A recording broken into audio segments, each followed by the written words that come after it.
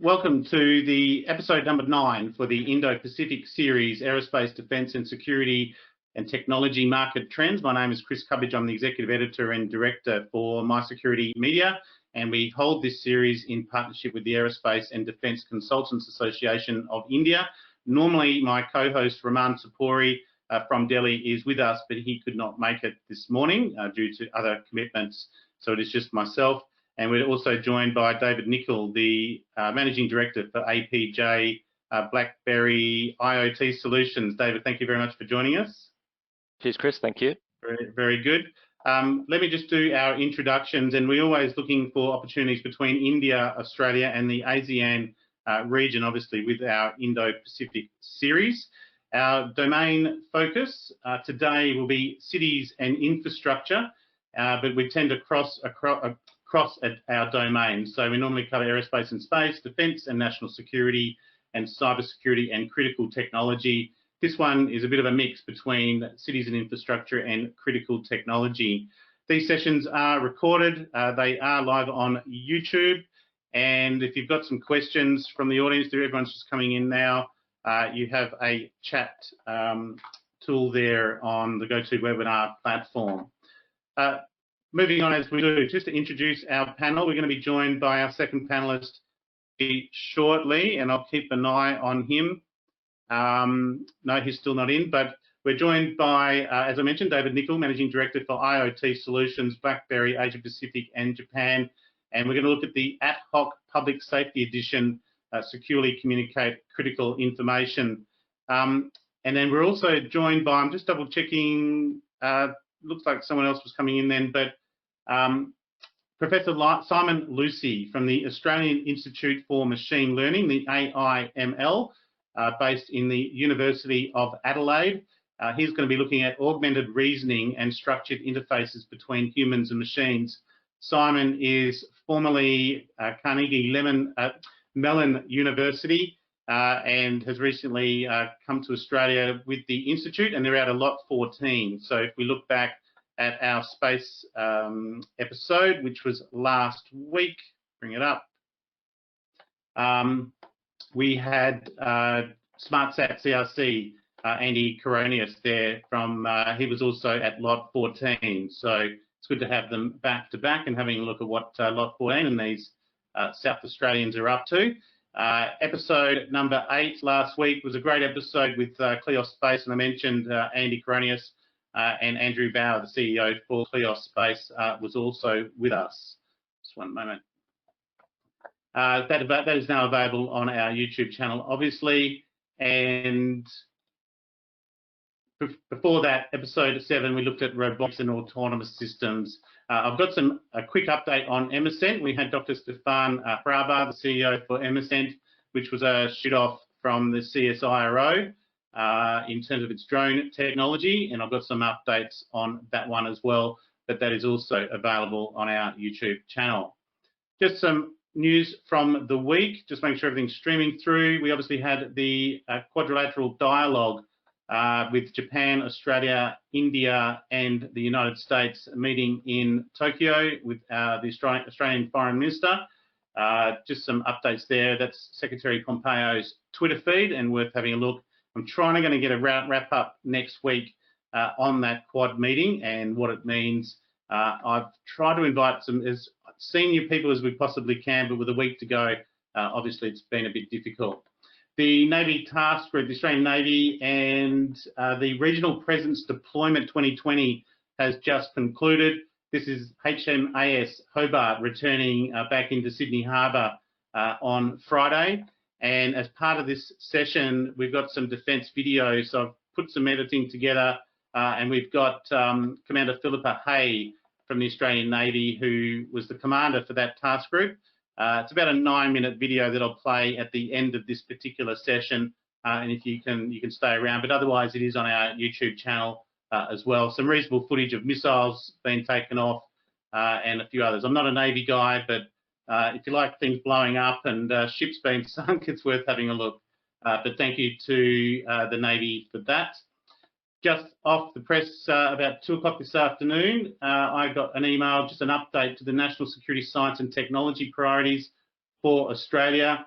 these are the top 6 priorities: cybersecurity, intelligence, border security and identity management, investigative support and forensic science, preparedness, protection, prevention and incident response, and technology foresight. Not a big change there, but it's nice to see cybersecurity at the top of the pile. I believe Simon is with us. Simon, you're welcome just to turn on your microphone and your camera if you'd like to log in and say hello. Otherwise, I'll keep going. Nope, he's okay. We'll come back to Simon. Sorry, I'm here. I just unmuted myself. So yep, I'm here, and apologies for my lateness. No, Simon, no problems at all. I have introduced you. You're welcome to mute yourself, grab yourself a cup of coffee, and David's going to kick off for us. Great. Thank you. I'll just finalise this. Malaysia has just released a cybersecurity strategy for the next 4 years. I didn't get to go to the ceremony, but again, we'll revisit that. But worth noting, I think this might be their first formal strategy following some recent changes. So we'll have some update on news on that. Just some tech news. Global PC shipments, probably something we would all guess, is up 13% year on year for Q3 2020, and that would be commensurate with everyone working from home and enterprise getting out there and buying as many laptops as they can for their staff. I mentioned Stefan Hraber. Congratulations, Stefan. The MSCENT team has now made it to the final phase for the DARPA Subterranean Challenge 2018 to 2021. That was the last sort of episode 7 worth having a look at in terms of that technology. Stefan walks us through what they've got their drones doing, their mapping technology, and as I mentioned, this is technology that's come out of CSIRO's Data 61 Robotics and Autonomous Systems group. So congratulations to Stefan and the team. And you've just heard Simon briefly there. This is on the back of a 20 million boost for AI research, and this is out of the University of Adelaide. So we're going to hear from Simon based on this particular media release and a new $20 million to spend there with the South Australian government and Lot 14. And just to briefly introduce why David has been able to join us today, BlackBerry has announced integration of its AtHoc with the Microsoft Teams critical event management. So we'll hear more about that. And finally, David, we were talking before about other platforms, and we didn't actually mention Microsoft Teams. So it's good. We'll hear more about that. And this is not the first time we've had David on our channels. If you look back at episode 168 of our podcast series, August 2019, we looked at the BlackBerry intelligent security and adaptive security and artificial intelligence. And I threw that up because obviously we're going to be looking at machine learning and AI today also. So hopefully we'll get the link in the show notes for that particular episode. Just on the marketplace, our latest podcast came out this week. Last Friday, I interviewed Hai Tran, the Chief Executive Officer for the Australian Cyber Collaboration Centre, and Mohan Koo, the CTO and co-founder for DTech Systems, just on their collaboration. And again, Hai Tran was the former CISO for WA Police, but now based in Adelaide, in and around Lot 14. So again, part of this real push in South Australia for collaboration. And we now have all of our podcasts on the marketplace so you can access directly on that particular platform. Malaysia, I mentioned their Malaysian cybersecurity strategy. Closing next Friday, we have the top women in security in Malaysia. So we've got a reasonable amount of nominations, and we're into a final push for that. So if you know any ladies in Malaysia in the industry, please reach out to them and get them to either reach out to their local chapters of ISACA or ASIS, or the Malaysian Women in Security, or email us here at My Security Media and we'll get you that link. Otherwise, it's on our ASEAN TechSec channel.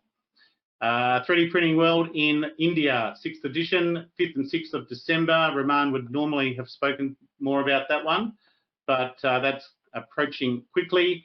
And for any other events, I won't spend too much time on this. This is this week's events that are on the marketplace. Shout out to Gav Schneider, Protective Security and Government Conference there. It's a virtual event normally held in Canberra, And Identity Week is also on this week, normally based in Singapore. And Net Events also, new Cloud Edge SD-WAN and their 5G and SACE forums. They're worth following also. Next week, shout out to Shemaine Tan on the writing the digital skies for the Privasec conference. I think the Australian Security Awards has been postponed this particular year, but I think nominations still might be able to be made. And the Hanover MES, the Industrial Transformation Asia Pacific 2020, is one to look out for also next week as a reasonably sized event, and there's one in there in Dubai. Some recent reports. I mentioned DTEC Systems podcast released this week. This is their remote and risk report, insider threat report, and a few others there on the marketplace in terms of reports and white papers. So that's enough from me and our introduction. I'm going to hand over to David Nicol now, and David introduces to the BlackBerry AtHoc. Thanks, Chris. So just as a bit of an intro to the audience, we're going to talk about secure and critical communications for cities. And I guess to start with, what do we mean by secure critical communications? And that's really anything, communications that any organization needs to make during a critical incident that could impact people's safety or business continuity. And there's a wide spectrum of those events. They could be natural disaster events, floods, fires, etc. They could be man-made events, terrorist activities, suspicious packages, could be IT-related events, including cybersecurity events or other system outages. And more recently, we'd be familiar with a incident that's now spanned, 6 months or more, and that is pandemics. And there is increased recognition of the importance of timely and consistent communication to improve the response from a range of organizations relating to those events. And today I'm just going to touch on some of the technologies that that are available today and that are emerging to assist with that task. Now, you may be familiar with mass notification systems. You may have some in place within your organization today that would send an SMS or an email when an event occurs. But in the last really few years, there's been significant development in technology that enables a range of other capabilities. The first one you'll see as you move to the right is incident management. So historically, many organizations have managed manual documents for their incident response plans. The opportunity to digitize and to automate that to assist responders, but also to provide an auditable and trackable mechanism for those incidents, and incorporating as some of the steps in those plans being those mass notifications that we'll touch on a little bit more. I'm going to talk in a little while about the importance of inter-organization collaboration, really recognizing that no incident happens in isolation. It's not just police or fire responding, it's not just one organization responding to an incident, but typically there's a number of organizations involved, and improving the timeliness and the reliability of communications between those organizations can make a significant difference. Predictive automation, so we're talking about AI a little bit later today, but technology is emerging where there's a number of data inputs relating to events as they unfold, and how can you leverage remote sensors, IoT devices that I'll touch on, to help predict or provide early warning relating to an event. I know in Australia it's something that we're grappling with. And if you can detect, for example, fires within an hour, then the outcome relating to the severity of that fire is far different than if it takes you 24 hours to identify that fire. Real-time collaboration, so very important in responding to an incident in a city or a community is to have an incident response team. How can that team collaborate with each other to share intelligence and enhance the response? And then we get machine learning and predictive analysis. How do you take the inputs from those remote sensors and improve the situational awareness relating to incidents? So one of the sort of 3 topics I want to touch on today is the importance of what we call multimodal communication. So when an incident occurs, the importance of not just using one channel to deliver communications. You'll see here some media reports from the fires earlier this year in Australia, where despite us having, through independent research, the best mobile network in the world, fires have a significant impact to that infrastructure that can prevent messages being delivered. And I guess there's increased recognition that a resilient single network, even if you improve the redundancy of those towers, for example, still represents a single point of failure. And if you can't deliver a message to an employee or a citizen who is potentially impacted, could have a dire outcome. And there's a range of capabilities available, right? And if you look through these devices, none of these devices are new. I guess what has emerged is the capability to deliver a consistent message across all of these modes to ensure that messages are getting through. Not only to provide redundancy, but also recognizing that different portions of the community will respond differently to different media. Some people are more comfortable with receiving messages on social media, for example. SMS is ubiquitous, but has some of those challenges I just mentioned in mobile networks. Radio can be effective.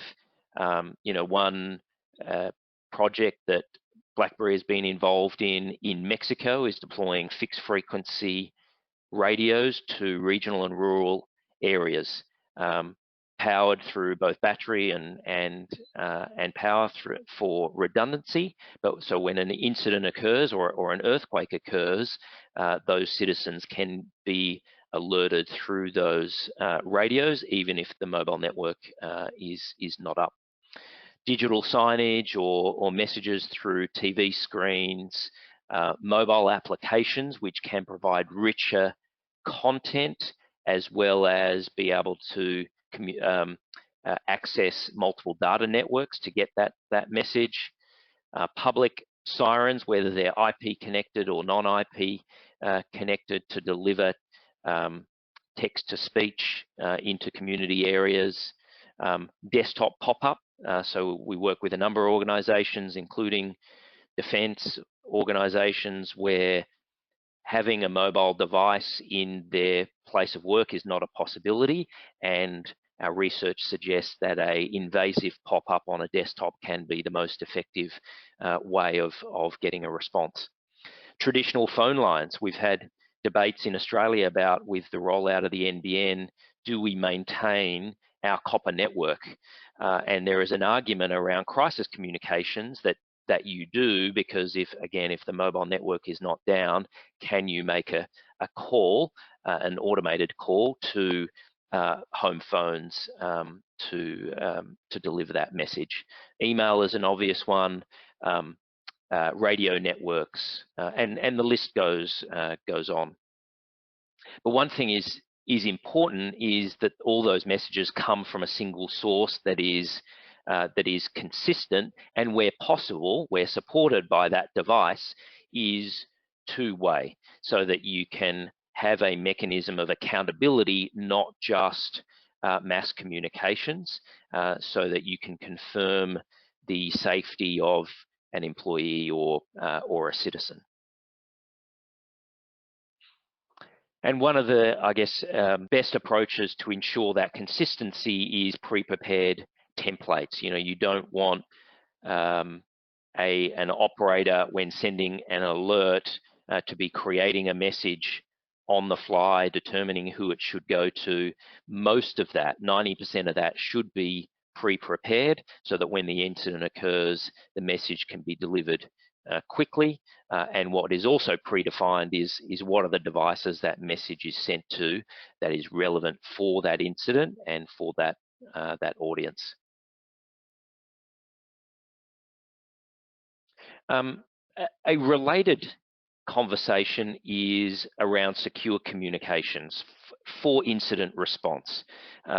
So the discussion here is, if you have a major incident, let's call it a fire event, and you've got a set of incident responders, let's say police and fire, collaborating around an incident, the security and reliability of that communication is paramount. And the reality is there are risks associated with traditional voice or mobile telephony that you'll see here, either through interception or through identity hacking and spoofing, potentially resulting in sharing misleading information relating to an incident. And the reality is that there is technology available, in this case, BlackBerry SecuSuite platform, that is certified and can fully encrypt calls and messages from standard smartphones, so you don't need a separate device. So, you know, ideal for BYO, even for volunteer responders, and it's a closed network, so you can't have anyone participating or spoofing into a conversation through a public network.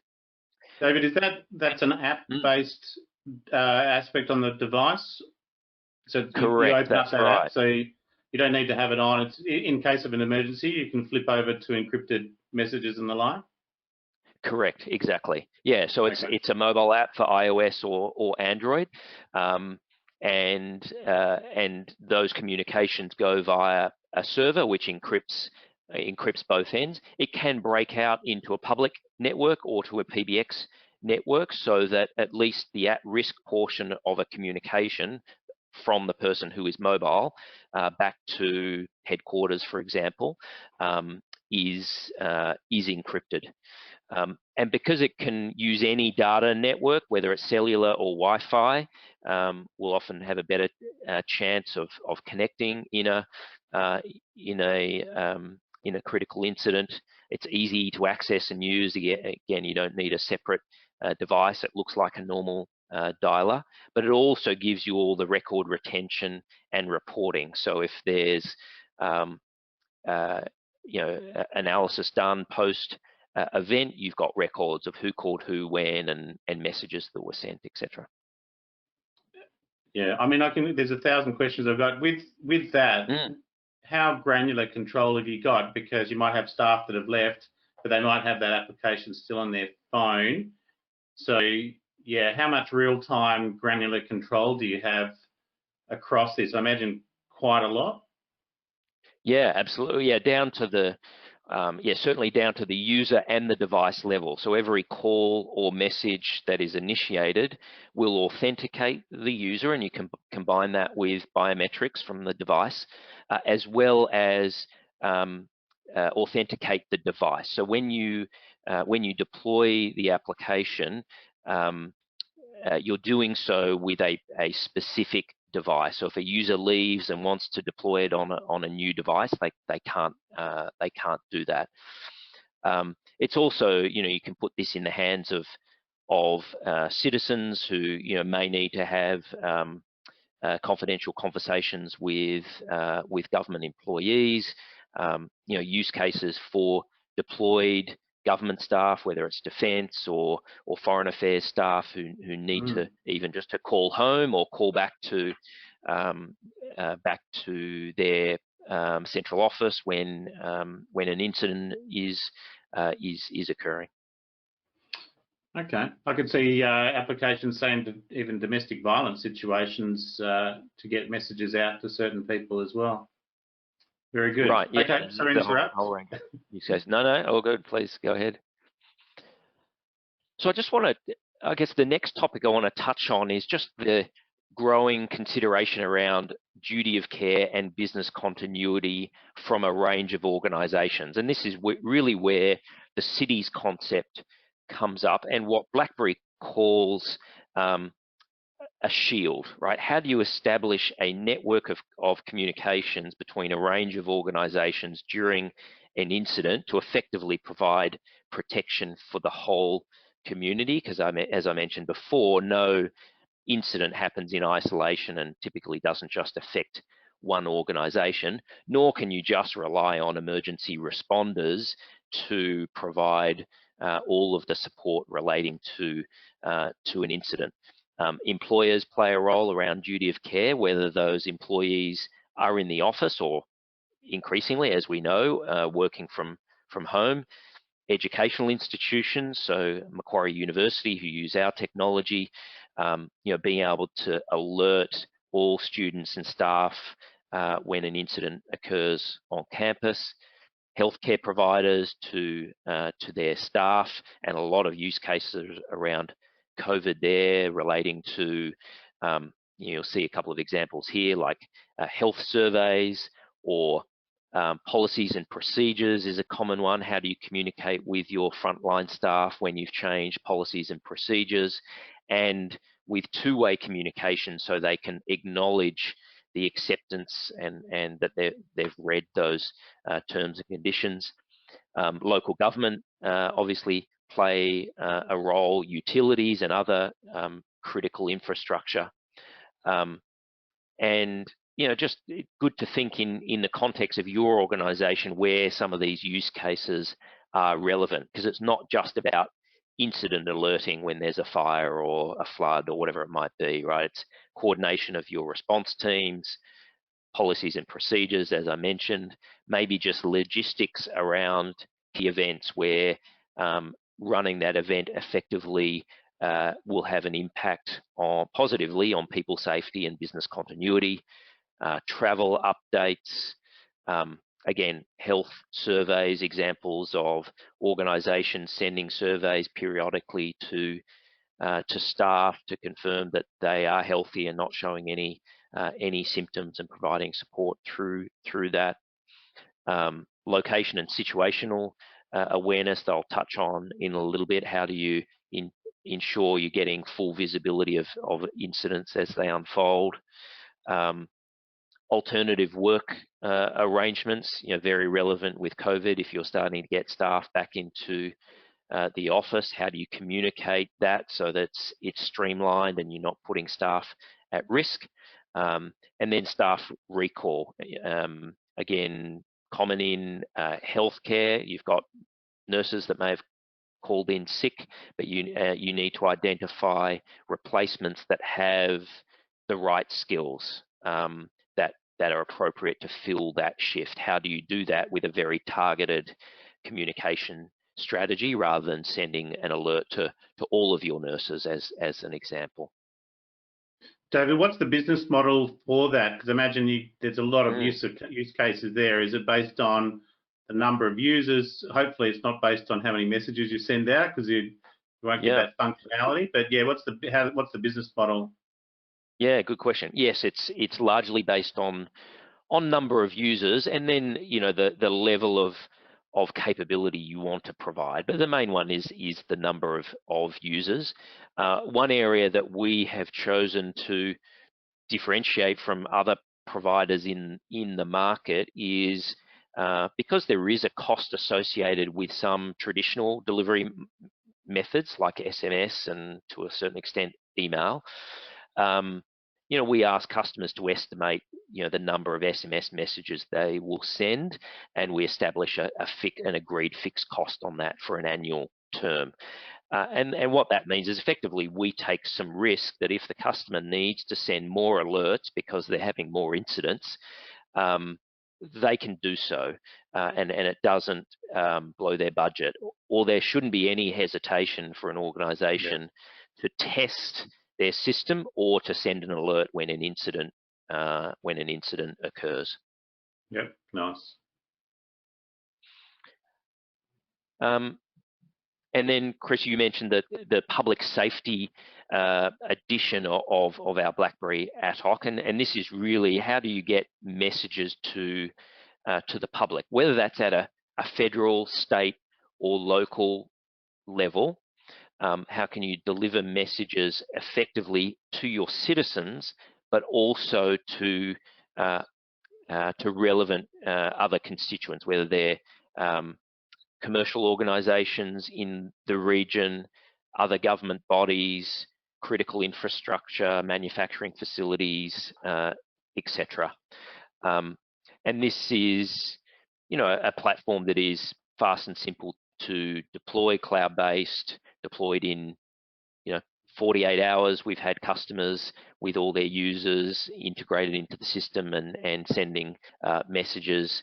It's easy to manage. You don't necessarily, you don't need a dedicated security team or operations team. You can initiate an alert from the mobile application for someone who has the relevant authority to do that. And as I mentioned before, it's fixed cost. And to the discussion earlier, it leverages multiple channels. So as a starting point, it's SMS, email, or mobile applications, but then you can extend that to other public devices, whether it's sirens or PA systems or digital signage, etc. And it includes all the compliance that you may need, whether you're a local government organisation or a commercial organisation, to track and monitor those alerts, dashboards on who's responded, how many people you've reached from your database, but then end-to-end audit logs. So if you need to submit post-event for any inspections that are performed on that incident response, or even just to improve best practices. And then finally, I wanted to touch on the situational awareness piece, right? So, on the right-hand side is, some of the ways you can deliver messages. In the middle is, the IT system, in our case, AtHoc, that you would use to formulate your templates, to determine who you're going to send messages to, over what method, capture all the dashboarding, etc.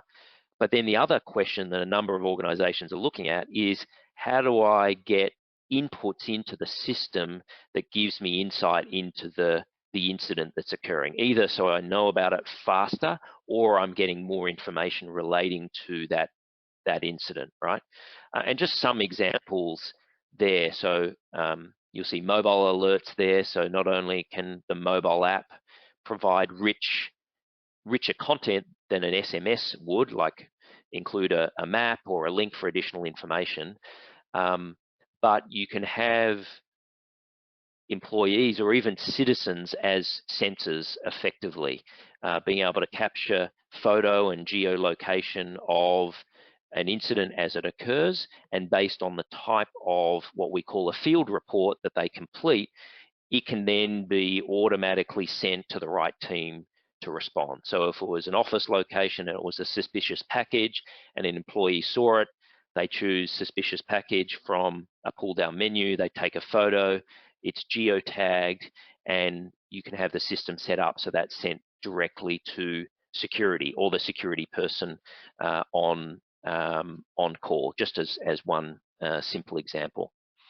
But there's a range of others, right? So access control, so that you can know who is in the building to send an alert to, or to involve in an accountability exercise, rather than have people downstairs from the office, ticking a ticking a sheet and not really knowing, who was in the office to start with. Inputs from fire alarm systems, weather warning systems, push buttons in high-risk areas, whether that's manufacturing facilities or even in communities where people may be at risk and need assistance. Touch on a couple of others, in more of a defence context. We fairly recently announced a partnership with a company called Dedrone that does drone detection. So it's great if you can detect there's a drone over your airport or over your military base, but how do you alert the relevant people relating to the presence of that drone? So that input comes from the drone to the AtHoc system, and then can automatically send an alert. Partnering with another organisation around injury detection. So for police or military, a small sheath under their clothing can detect if they've been stabbed or shot, and again, getting that input from that IoT device into AtHoc to then send alerts to relevant people. Could I just come back to go for it. Sorry, just on the business model for those, do you get access from a user base to the platform, and then you can deploy it in all of those ways, or are you buying layers of the platform as kind of goes? Because I imagine this could be a really good on-demand model where the organisation just starts to deploy it. I work a lot with cities. I'm thinking graffiti management, even general incidents in the city matching with CCTV, camera locations and the like, matching an incident report to a location.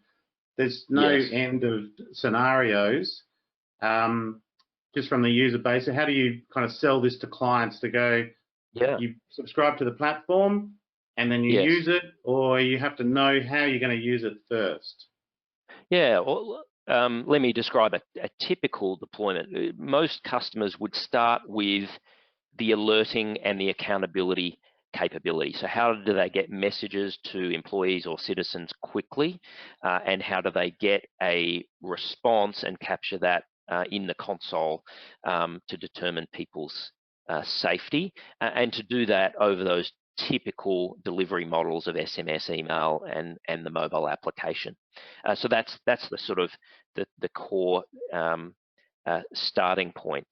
The extension from that is the collect, what we call collect, which is having in the hands of the end user the capability to send a field report or to send a duress if they're in trouble. Now, so that's an additional license for that capability, but for many organizations, they might have 1,000 employees, but maybe 50 people need that capability. Maybe it's their security staff or their staff that are regularly mobile and in at-risk situations. So it's very modular, easy to add those additional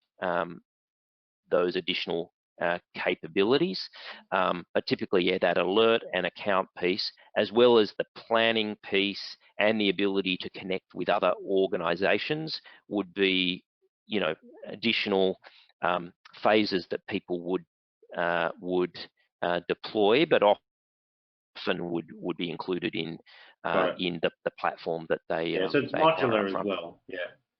Modular is probably a good description. Yes, absolutely. Okay. Fair enough. Yeah, no, that's right. But it also surprises many government or commercial organizations, what the solution starts from. And we are talking sort of tens of cents per user per month, right? It is a really cost-effective way if you don't have something in place today, or if you're just using SMS and paying on a per message basis and it's not fit for purpose. This is not a significant investment to provide that people safety and business continuity. Fair enough. Okay. That's it from summary. Me. Okay. Yeah. Look, I don't have any questions from the audience, and I've annoyed you enough with a few other questions. Okay. I think the key one for me would be that single source. So there's managing that Yes. misinformation. But you've got, I'd imagine you'd say, okay, well, we've got BlackBerry Silence from a cybersecurity context as well. So BlackBerry, you know, you're in obviously several businesses, but communication is always critical. So look, stay on with us if you can, David. You're very welcome to. Given that you're out touching on the machine learning, I've no doubt you'll have some interest in Simon as well. Simon, just double checking if you can come on and join us. I'll bring us back to screen. Yep, I'm on, but unfortunately, for whatever reason, I'm on a Mac and the camera's not working. So I've got the audio and I can share my screen. So we might just have to go with. Oh, hang on, maybe something's popped up. Yeah, I just prompted you to see if that actually works. Macs just do not like GoToWebinar for some reason. Yeah, no, I'm running the same thing. So yeah, but I've included a picture of myself, which is probably better than reality in the presentation. So hopefully everyone can just put up with that. And hand over to you. Let's give it a crack. Okay. If you don't mind, that's okay. Yep. No problem. I'm just going to send you the PDF version of it, so it's there. Yeah, that's fine. But I can talk to everyone just about sort of roughly what it is I do and what all the hubbub has been about the Augmented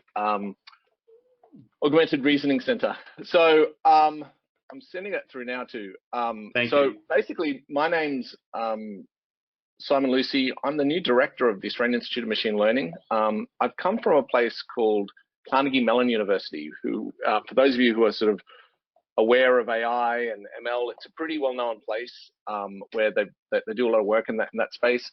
My expertise in particular is in a part of AI called computer vision or machine perception. And so basically, as many of you may or may not know, University of Adelaide is actually very highly ranked in that space, and so it's sort of a real pleasure to come join them and to sort of add to all the great people that are already there. And so I'm also coming from industry as well. So I've been working for the last 3 years for an autonomous car startup called Argo AI, and I had some neat videos that I was going to share with you guys about Argo AI. In particular, I was doing a lot of stuff on perception. And the perceptual parts of the sorry, I'm trying to do two things at the same time.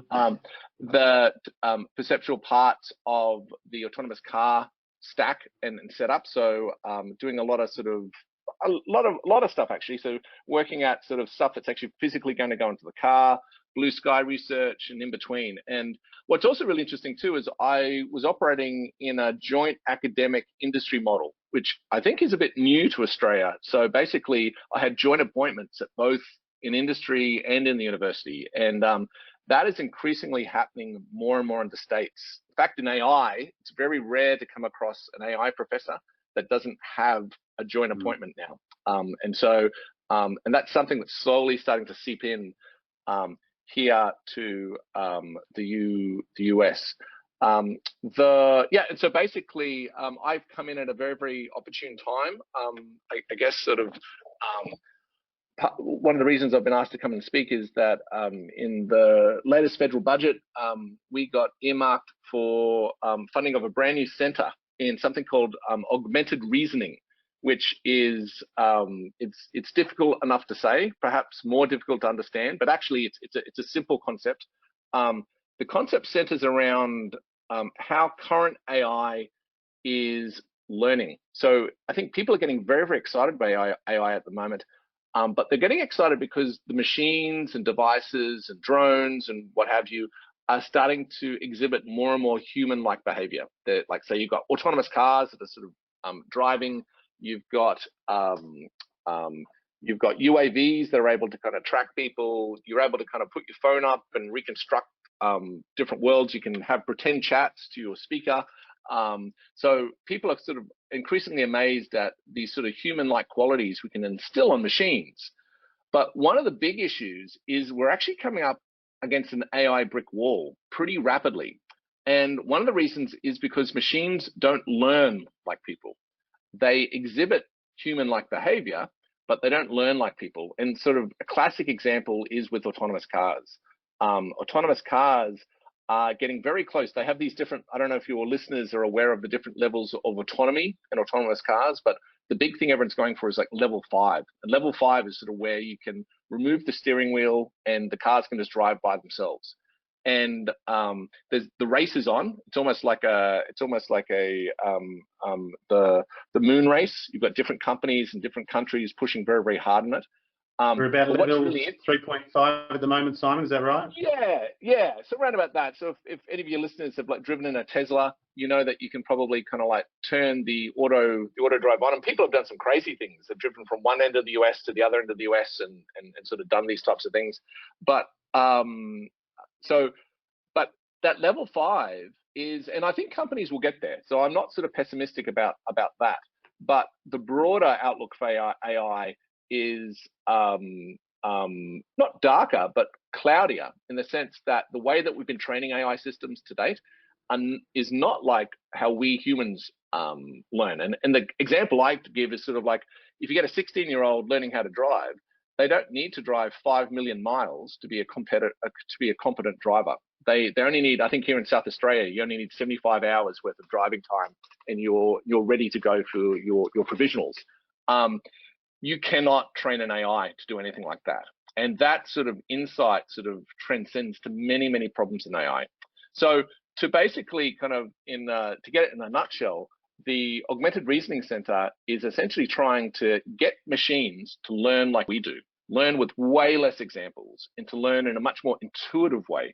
And so we can, and what's really exciting about that is that it'll open up AI for uses in much more mainstream society and businesses. Because at the moment, a lot of AI is in the realms of sort of the big multinationals, people who have the money to train AI in the way it needs to be trained, which is very, very inefficient and expensive. But a big kind of hope and goal for the Augmented Reasoning Center, and we're really proud to be hosting it here in Adelaide at the Australian Institute of Machine Learning, is to put forward or unlock some of these sort of fundamental barriers blocking AI at the moment from sort of making this next jump. And what's also kind of really exciting about it too is it's strategic for Australia. We don't have a big population. We don't have the big multinationals, but what we have is an excellent education system with lots of really smart people. And so if we can kind of like strategically invest in places where Australia can get the biggest bang for its buck out of AI, it's sort of a win-win for everyone. And so in a nutshell, and apologies for the lack of my face and the lack of my media. I've got a picture of you. That's the best we can do. So. But we can kind of put up with, and if you maybe have me back at some point, I can. We can. You owe me an episode, Simon. You're doing very well just on audio alone, and I'm a bit disappointed we don't have a presentation. I can add the videos on to this session, but keep going with your session anyway.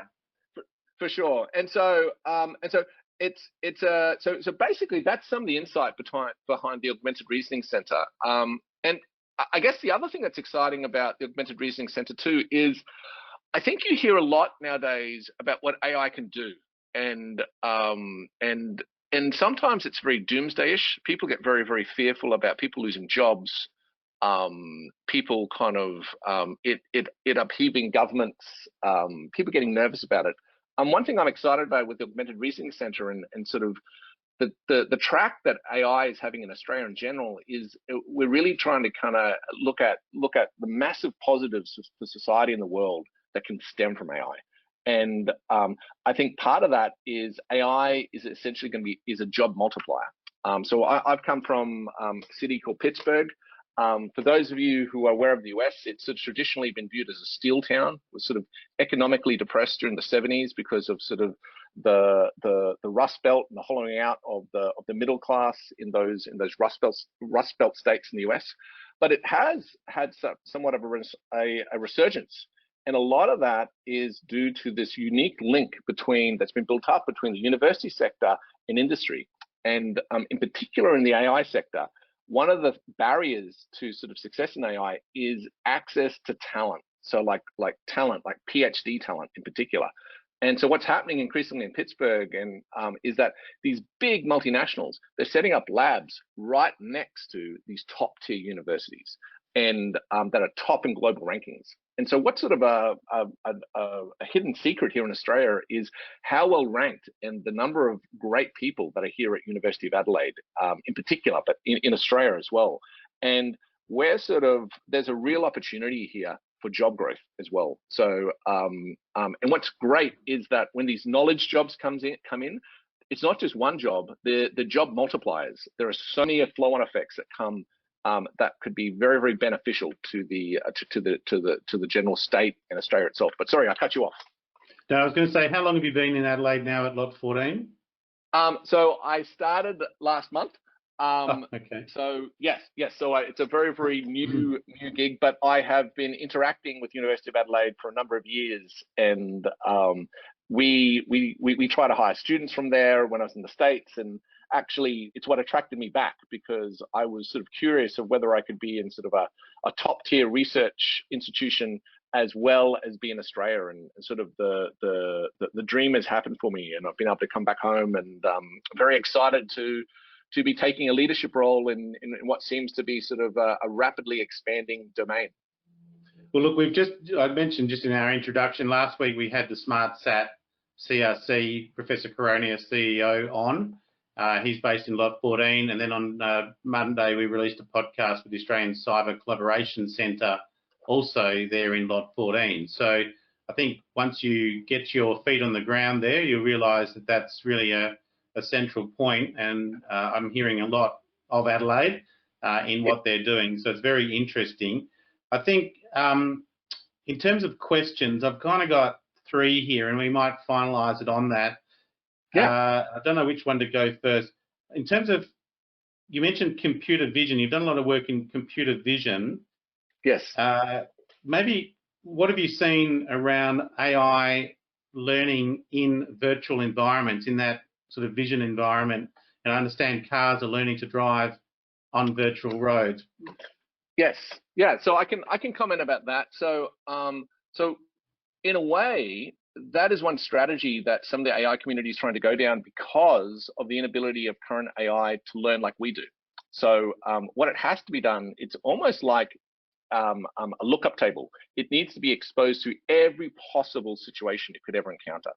And so if it's encountered enough situations, it can safely navigate it. And unfortunately, there are what we sometimes call tail events that are statistically very, very unlikely. And so if you were to just sort of get a car and drive it around a city for like a year, you may kind of get regular types of situations, like people turning left and giving way and doing things, but you may rarely run into a situation of a small child running across a busy street. Okay. But that's the situation that we really want the car to stop on. We really want it to recognize that event.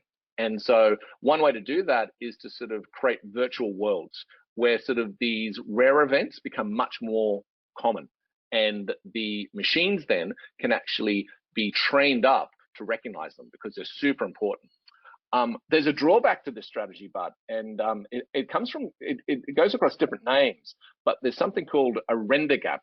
And so the render gap is that oftentimes when you look at these virtual worlds, you can tell it's not real. Even though it's very faithfully realistic, you can tell it's a fake image. So one of the things is, because we don't know really how neural networks learn, we're not really sure what they're picking up on. So in the end of the day, you still need to evaluate these autonomous vehicles in the real world, so you can have some trust in what they're doing. And therein sort of lies a rub. And so kind of, it is one strategy, and there's a lot of work. There's startup companies now and a lot of people investing in that. But at the end of the day, it is a good solution. It's a possible solution, but it's not going to solve everything, because whether it's an autonomous car or an autonomous plane or a UAV or any type of application, you need to have some sort of trust in how it's going to behave in the real world, and nothing can really replace that real world interaction. But that being said, they're getting better and better. The renderings are getting better and better. So it's an interesting strategy. Well, I'm just thinking through how you're approaching the problem of creating a reasoning learning platform for AI, whether you're dealing with particular problems and it's a bit of a trial and error, or you're looking at a platform almost like what we were just looking at with sort of AtHoc, where you have a platform, and then you can almost use it in so many different ways in a sort of a modular approach. Yeah, where is it? Obviously research based. That's what most of that work is involved in. So it's funny. I kind of joke to my PhD students. I believe a lot of research for AI starts on the whiteboard, not the keyboard. And so it's a sort of a saying I like sort of throwing around. And so it is sort of more fundamental and grassroots. When I think of the reasoning problem, like one example I like coming back to is adding or multiplying. So you'd be sort of like surprised. It's actually pretty hard for a neural network to do a good job of learning adding and multiplication, especially with images. So like if you show a bunch of images of say 396 plus 542, if you show a neural network every possible combination of add and multiply, it can memorize it and do a good job. But say, again, you have to show it every possible combination. Whereas sort of if you show a human sort of just a few examples, or like not every example, we can kind of generate the algorithm automatically for what addition is, and then apply it in a more general sense. And sort of that's really what reasoning is about. So the difference between reasoning and learning is that reasoning can sort of go outside what it's been shown, whereas sort of learning tends to stay within its confines. And so that's and I don't want to get too mathy for your listeners, but that's basically the nugget there that we're trying to kind of push on. Can we get more human-like learning going on in these machines? That was my next question. I haven't looked at your background in too much detail, but are you a mathematician, a data scientist, or a computer scientist? What's your base? So it's funny. I came through with an engineering degree. I did a Bachelor of Electronic and Electrical Engineering. My PhD was in computer science. But I do kind of gravitate. I do believe that good solutions to AI start with what we call sort of a mathematical objective, like sort of solving something, and then sort of the algorithms naturally tease out of that. So it is a sort of a philosophical approach to the technique. So I am a bit mathy, but I like working on problems that have impact. So I don't like sort of like working on them in isolation. So I like to see it used in an autonomous car or used in practical applications. But I do believe too that in a way, I think we're in a unique time for AI. In some ways, I kind of think back to the previous centuries, so like when Samuel Morse invented the Morse code. People sort of were making lots of money because they were setting up companies. They realized that they could send signals backwards and forwards, but no one had any clue about how far you could send a signal, how much information you could send. And we needed someone like 50 years later, like Claude Shannon, to come along and kind of invent information theory. I feel we're kind of in this Morse code age of AI. We can make money from it. It's awesome. We're really, really excited by it. But very little people have a good understanding of what's really going on. And so, and that's where the science gets exciting. All right, you're definitely coming back. Final question: will we reach the point of singularity? we may have already in this entire conversation special. No, I don't know. I think that it depends. And also it's sort of, I do believe that sort of buys into sort of the doomsday-ish view of AI. I believe that sort of, just to answer your question in a broader sense, and sort of to take the sort of, is there a sort of an AI Armageddon coming, or are we going to be reaching the singularity? I think that it's like anything. It's Pandora's box is open. It's not going away. But the thing is that it's incumbent upon well-functioning democratic societies to have a seat at the AI table and to be contributing and to making contributions, because that's the only way that we're going to be listened to and to have a voice at the table. And so I feel very strongly that sort of we need good ethics, we need good governance, but we need to be doing fundamental work here in Australia so we can have a seat at that table and be able to kind of have a choice in our kids' futures and how AI is going to be used, not only in the economy and in defense, but in society in general. And so I think it's an important thing to think about, but my outlook's very positive. It's glass half full. So I've skipped your question, but I'm very positive about AI. No, look, I've done a lot of interviews in AI, and yeah, some are calling it within 5 years, but who knows? And I noticed you touched on or mentioned ethics as well, and that's always a good one. That'll save us. David, did I see your hand up at all? Was that something else? Did you have a question? No. Okay. Look, on that particular note, we will have you back, Simon. I think it sounds like an episode on its own. It's timely that we had David from BlackBerry IoT Solutions as well. BlackBerry is very much involved in this space, and the commercialization of AI as well, particularly with Silent. I've been around since Silent, so very interesting, and having you two on together. So on that particular note, I'm going to thank our panelists. Thank you, Simon. Sorry we couldn't have your actual session. That was my fault, and apologies to your listeners. I'll be better organised next time. Apologies. Yeah, I did mention Macs don't like us, so we just have to change the platform. And David, I appreciate your time. It's great to have BlackBerry back on our channel, and I'm going to let you both go. Thanks. And ladies and gentlemen, what I'm going to do is I'm going to play a video. You can hang around if you like. It goes for 9 minutes.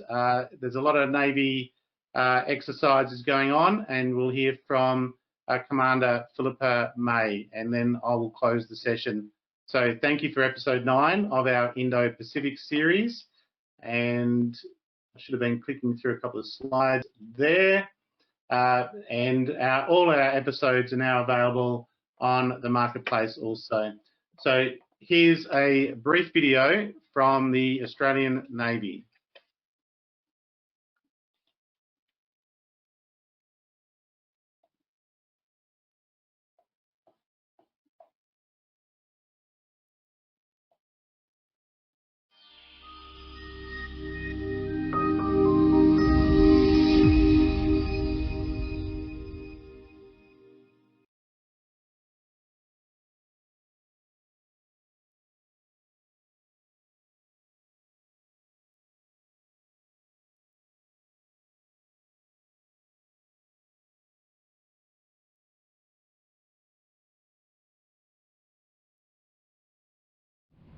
Over the past 3 months, the Australian Defence Force has embarked on the largest joint maritime-based task group in recent times. The 5-ship task group has proceeded through the Southeast Asian and the Pacific region, engaging in exercises and operations to strengthen relations, show commitment to the region, and improve our interoperability with regional allies and partners.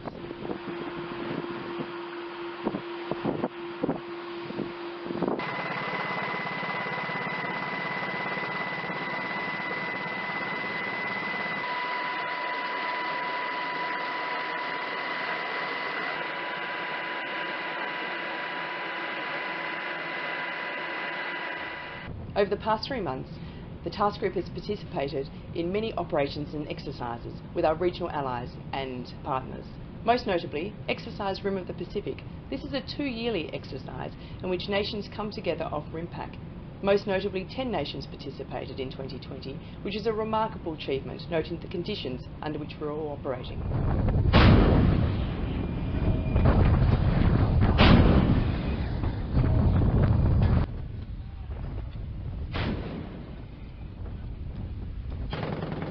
VLS and Map 51, close up, clear away. PWO, Officer of the Watch. All flaps are closed. Outrider, this is a runter ready to pick up the countdown.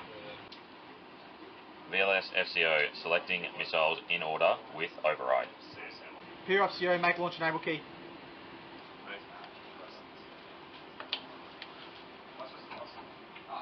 Ready, red at 3-0.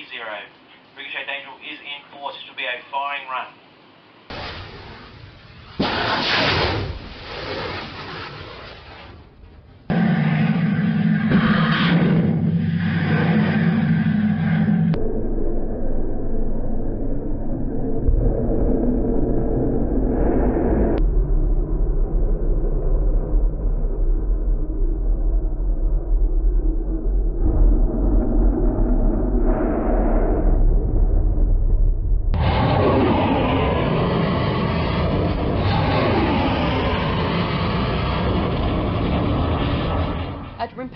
HMAS Hobart, Stewart and Arunta engaged in highly successful missile firings, and our MH-60 Romeo helicopters engaged in Hellfire missile firings. This is a remarkable achievement and demonstrates our commitment to improving our warfighting capability throughout the fleet.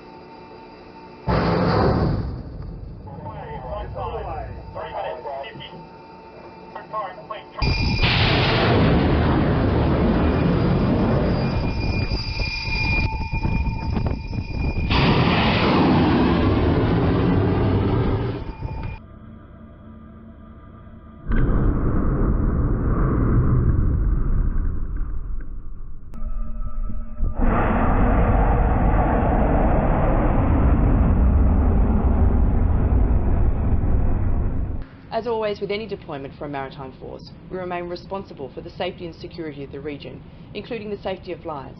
Most notably, HMAS Canberra participated in a multinational search and rescue effort of 3 lost sailors in the Federated States of Micronesia. This is a highly successful recovery, and we're delighted to be able to contribute to the safety of all persons in our region. 1 minute. The other next. 1 minute, time to launch.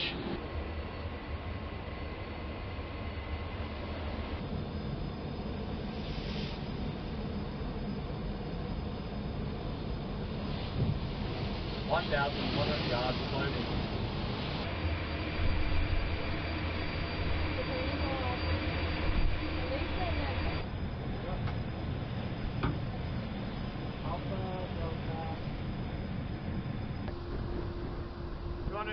Feet, slowly closing.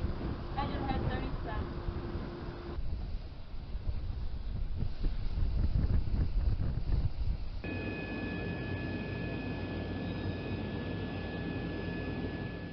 The list of achievements throughout this deployment continue. We successfully participated in Pacific Vanguard, an exercise off Guam with the Republic of Korea, Japan and the United States. We conducted a bilateral passage through the South China Sea with the Japanese Maritime Self-Defense Force.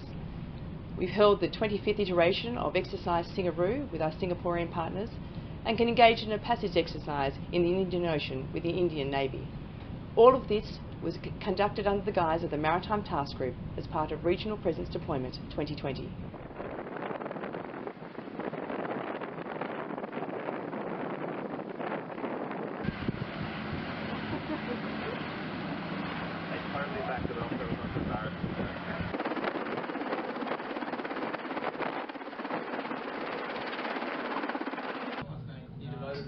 Steer 240. Steer 240.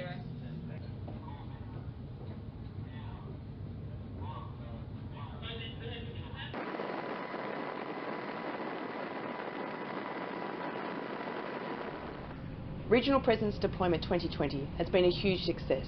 The Australian Defence Force have shown that we are capable of deploying in a dynamic and uncertain environment. Our commitment to the region has not wavered, and we've been able to continue to build our interoperability with our regional partners and allies, despite the conditions under which we operate.